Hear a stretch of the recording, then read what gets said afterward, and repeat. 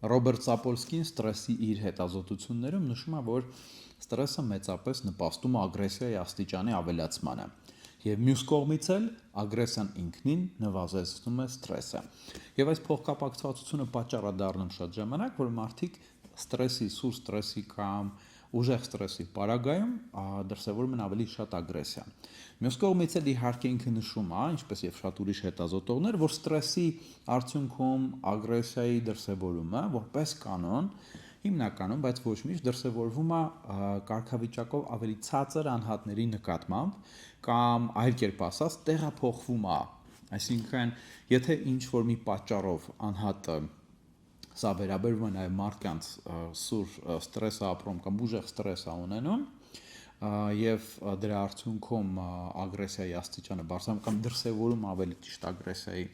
ավելանումա շատանումա, ապա որպես կանոն ինքը ոչ թե դրսևորում է այդ ագրեսիան հենց ստրեսորի ուղղությամբ, այլ տեղափոխում է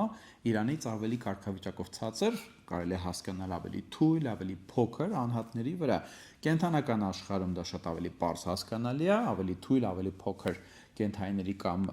թեկուզ նույն խումբ կենթայիների ինդիվիդների վրա, մարդկային հասարակության մեջ սովորաբար այդ տեղափոխումը լինում ավելի թույլ մարդկանց, իրենցից ավելի թույլ կամ կարգավիճակով ավելի ցածր, դա կարող լինի պաշտոնական կարգավիճակ,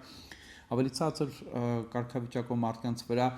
եւ ընտանիքում է շատ հաճախ դա դրսևորվում կանանց եւ երեխաների նկատմամբ բռնության, ֆիզիկական բռնության աճի տեսքով։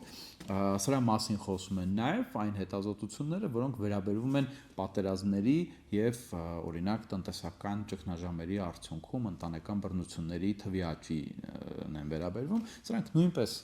ցույց են տալիս եւ կա բավականին շոշափելի կորելացիա, որ այո, նմանատիպ ստրեսի արդյունքում նույնպես տեղի ունենում անհատների մոտ ագրեսիայի աճ, ստրեսի պատճառով, որը դրսևորում են կամ ցույց են տալիս, ցուցաբերում են